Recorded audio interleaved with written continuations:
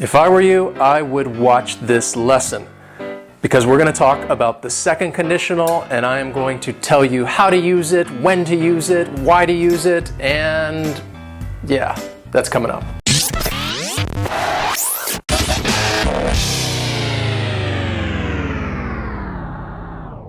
Welcome. Today we are going to talk about the second conditional.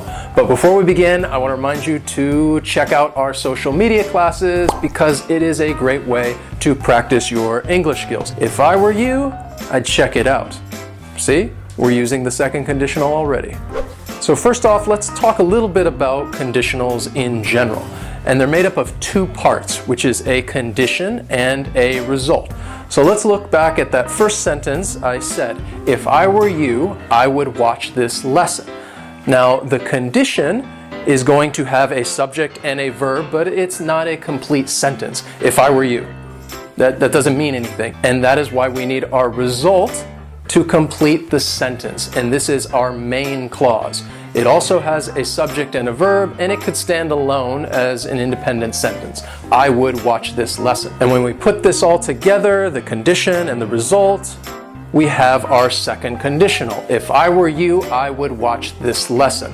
Now, the reason it's the second conditional is because the second conditional talks about a hypothetical or an unreal situation. And it's the condition that tells us about this hypothetical or unreal situation. So let's get a little help from our friend Beyonce, because she has an example. If I were a boy. So this is our condition, and it is an unreal situation. If I were a boy. Why? Because Beyonce, she's not a boy. At least I don't think she is. No, she's not. It's not real. Here's another example of a hypothetical condition. If I had $1 million, if I had $1 million. So this condition is hypothetical. If I had $1 million. Do I have $1 million? No. Will I ever have $1 million? Probably not. So it is hypothetical. It's probably not going to happen if I had $1 million. Now the result is going to tell us about the probable outcome from whatever hypothetical or unreal condition. So let's go back to Beyonce's example and have her complete the sentence. If I were a boy, I would turn off my phone. So she's talking about the outcome, what she would do if she were a boy. Now, what if we had $1 million? How are we going to complete that sentence? If I had $1 million, if I had $1 million, well, I'd buy you a fur coat, but not a real fur coat, that's true. Of course, there is a lot that I would do if I had $1 million. So let's go back to that first sentence. If I were you, I would watch this lesson. Now, when we're using the second conditional, the condition is going to be in the simple past. With the result, we're going to use would plus the base verb. And this is a rule. The condition is going to be in the simple past, and the result we're going to use would plus the base verb. If I were you, in the simple past, I would watch this lesson. Would, watch. Now, you're probably looking at the condition and thinking, wait, this is a little strange. Why are we using were with the subject I? This is because the second conditional is one of those times when we use the subjunctive in English. The challenge with this is that you often hear people speaking, especially native speakers, using if I was, and they don't use the subjunctive. You might hear this in movies, you might hear it when you're watching TV. This is one of those grammar situations in which even a lot of native English speakers say it incorrectly. So if you want to use the correct grammar, use the subjunctive, if I were.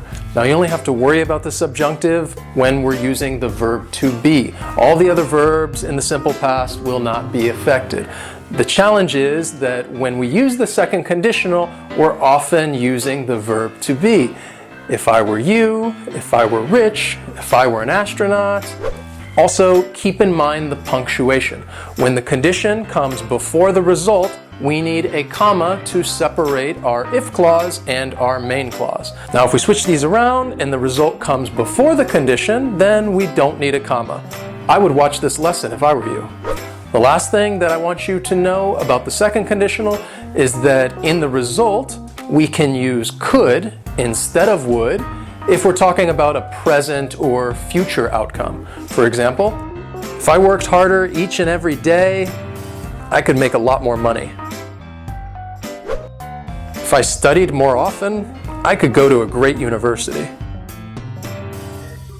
So let's see some other examples of the second conditional being used in different situations. If I were you, I would think about climbing on board. If I were you, I would think about climbing on board. I wouldn't be your girl even if you had $1 million.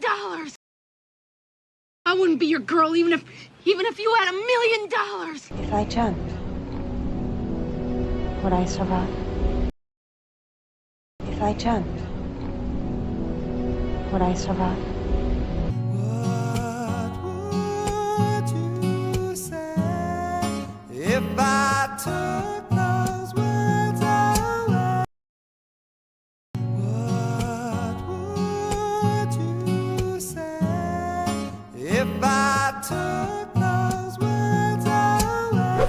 Now, let's practice what we've learned. So, in the comments, I want you to complete the following sentence. If I won the lottery, what? What would you do? Let us know. Write it in the comments. I look forward to reading about this hypothetical situation because, let's face it, we're probably not going to win the lottery. Sorry. But you could still tell us what you would do. I hope that you enjoyed this lesson on the second conditional, and if you did, please give this video a thumbs up. And you can go on and check out some of our other video lessons so you can continue practicing your English. Thanks for watching, and we'll see you next time.